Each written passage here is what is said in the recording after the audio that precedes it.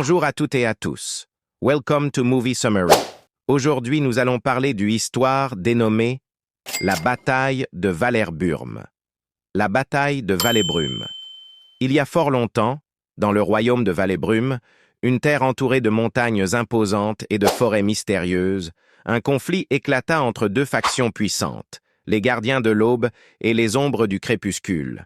Les gardiens, défenseurs de la lumière et de l'harmonie, étaient dirigés par la reine Eliara, une guerrière courageuse dotée d'une épée enchantée capable d'émettre une lumière éblouissante.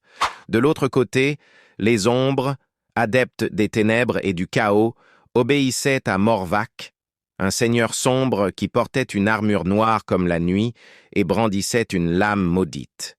Le conflit Morvac voulait s'emparer de la pierre d'équinoxe, un artefact magique capable de contrôler l'équilibre entre lumière et obscurité. Si les ombres mettaient la main dessus, elles plongeraient le royaume dans une nuit éternelle. Les gardiens n'avaient pas d'autre choix que de se préparer à une bataille décisive. Dans la plaine centrale de Valerbrume, les deux armées se rencontrèrent au lever du soleil. Les tambours résonnaient, les bannières flottaient, et le sol tremblait sous les pas des guerriers. Le déroulement de la bataille. Au début, les ombres prirent l'avantage grâce à leur maîtrise des illusions et des ombres mouvantes. Les archers de Morvac faisaient pleuvoir des flèches noires qui semblaient invisibles dans la pénombre qu'ils créaient. Cependant, Eliara ordonna à ses mages de lumière de dissiper les ténèbres. Une lumière éclatante envahit le champ de bataille, aveuglant les ombres et redonnant courage aux gardiens. Le duel entre Eliara et Morvac fut le point culminant de la bataille.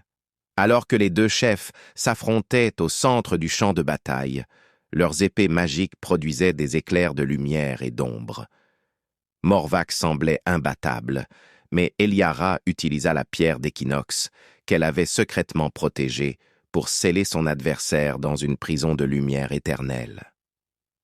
La victoire. Avec la chute de leur leader, les ombres du crépuscule perdirent toute coordination et furent repoussées. Les gardiens de l'aube célébrèrent leur victoire, mais Eliara déclara que cette bataille n'était qu'un rappel de l'importance de l'équilibre. La pierre d'équinoxe fut enfermée dans un sanctuaire secret, et le royaume retrouva la paix. Une histoire qui nous enseigne que la lumière et l'obscurité ne peuvent exister l'une sans l'autre et que la véritable force réside dans l'équilibre. N'hésitez pas de vous abonner et de liker la vidéo si elle plaît et d'activer la cloche de notification pour ne plus rater aucune de nos prochaines vidéos. Bon visionnage.